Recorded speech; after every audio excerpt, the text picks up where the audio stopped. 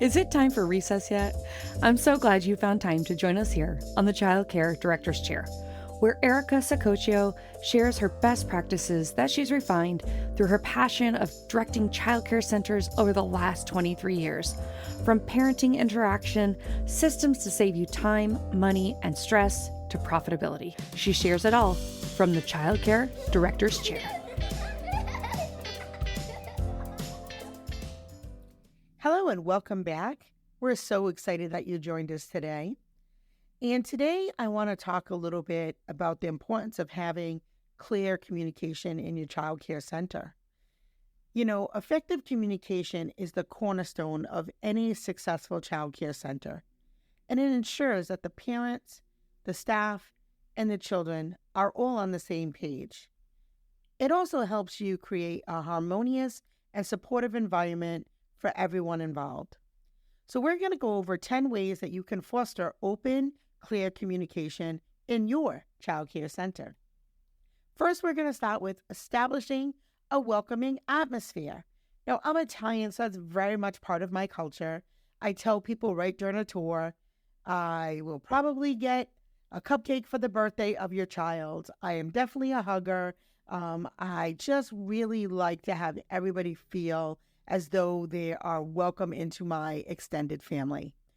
And so to do that, creating a warm, inviting environment that helps your parents feel comfortable, approaching any staff with any concerns is so important. We have to make sure that we're not defensive when parents come to us with feedback, but encourage that open dialogue. From the very beginning, it really does help set the tone for effective communication, hopefully for years to come if you do a great job. The next thing is implement regular parent-teacher meetings. Schedule regular meetings with parents to discuss their child's progress, development, and any concerns that they may have. This dedicated time allows for in-depth conversations, and it builds trust between parents and staff. Now, what I highly recommend is if you have a float or substitute teacher who can come in on a monthly basis, that will allow your teacher out of the classroom time to be able to meet with parents, preferably early in the morning or at pickup time where they're not in the classroom. Typically works best for families. And, I know that people talk a lot during the pickup and drop off time, but it's not really the place to have in-depth conversations. So this is where we can go beyond Johnny had a great day and really enjoyed the new blocks that we purchased for the classroom. Another one of my new favorites is utilizing technology. By making use of digital tools such as email, messaging apps, or online platforms to help keep the parents informed about important updates, events, and policies or policy changes. This also ensures that information is easily accessible and readily available to all. So what's really nice is if the parent doesn't delete the email, they can go back and look. Or if you have an event posted on a school community calendar, they can go back into the app and look. I know, going other days, we still do paper, but, going other days that you're scrambling looking for that flyer for the next school ice cream social. So using that technology is a great way to not only communicate with your parents, but I also find it an effective way to communicate with your staff. One of the things that we do is we use a Facebook group to communicate with our staff in terms of scheduling, practical tips that they would like, things that they maybe wish lists. So it's just a great communication hub. As we have multiple locations, it also allows teachers who don't normally work together to be able to have engaging and meaningful conversations. So utilize that technology. If you do use something, let us know in the comments below. Our center uses ProCare. We're not endorsed by ProCare in any way. We used to use LifeCubby. I know some folks use Brightwheel, but we'd love to hear in the comments below what is your favorite platform and why. The next thing I would say is, create a communication board. Set up a bulletin board or online platform where you can post important notices, upcoming events, and relevant information. This allows parents to stay informed and engaged with the center's activities. we created a yearly, what we call community calendar. And we give that to the families in January of each year. And it highlights all of the annual events that we do in our program, also any school closings or any important notes that they need to know in advance. It really does help them with planning, particularly in the summer months when families are trying to plan their family vacations. It really does allow them to kind of work around that to make sure they can optimize the time that they have with their families. So a great communication board, not only online, but also in the school where it could be used to make quick reference. Encourage two-way communication by fostering an environment where parents feel comfortable expressing their thoughts, their concerns, and suggestions. You really have to actively listen to their feedback and address any issues promptly and effectively.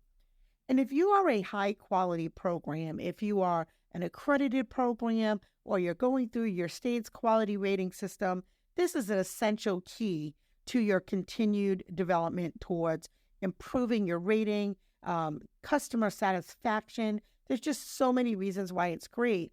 I love my customers. A lot of times they're able to help you see any blind spots that you have in your program. It also helps you have a great understanding of where your program excels and maybe where you need to do a little bit more work. The next thing is make sure that you're providing regular newsletters.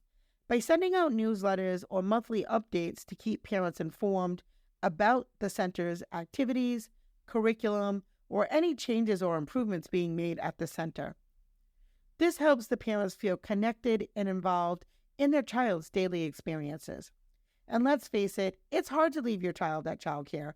No matter how much you love the program, you still feel like you're missing out.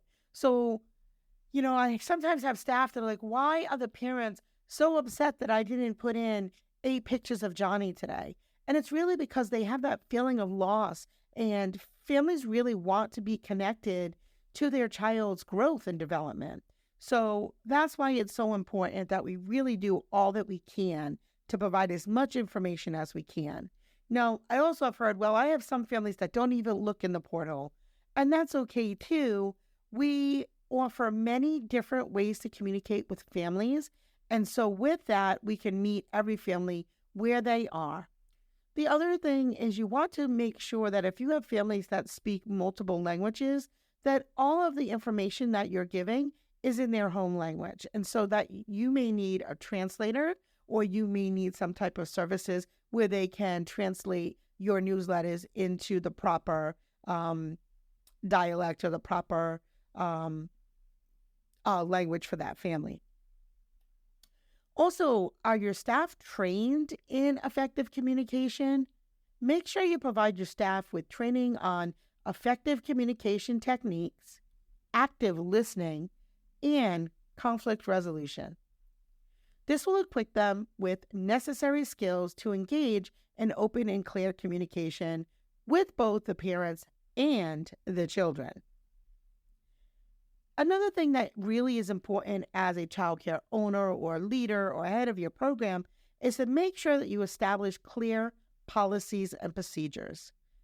By clearly communicating your center's policies and procedures to the parents right from the start, it really does help with any misunderstandings. This includes information on drop-off and pickup routines, communication channels, which ones are best, what time is best, also any specific guidelines related to the care and well-being of the children. And you want to make sure that you look at your policies and procedures at least once a year. And I'm speaking from experience.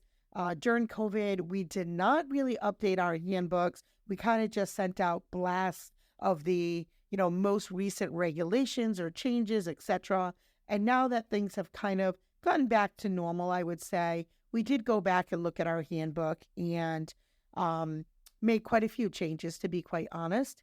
And I think that it's something that if you haven't done in a while, I really encourage you to maybe pick up your handbook and take a look at those policies and make sure that they are, in fact, what you are still doing. The next thing is, encourage that feedback and suggestions. By regularly seeking out feedback from parents, children, and staff about their experiences at the Child Care Center, particularly when you have children who are old enough to speak, like preschool or school age. Actively consider their suggestions and implement the changes that improve communication and overall satisfaction. I really love talking with children in school age programs. They are such a joy to talk with. They will just really give you so much insight on the things that get them excited, the ways that you can really bring your program to life for them, make those connections with the community. I just absolutely love the children's feedback, probably more than anybody else's. I also want to leave always everything on a positive note. So the last thing I would say is let's celebrate achievements and milestones. Recognize and celebrate the achievements and milestones of both the children and your staff members. This not only fosters a positive atmosphere, but also encourages open communication by creating opportunities for the parents and the staff to engage in meaningful conversations. For example, perhaps you have a teacher who just graduated a program, or just had a baby, or just bought their new house. Anything that that they feel is okay to share with your greater community really does help people feel like they are part of something bigger than themselves.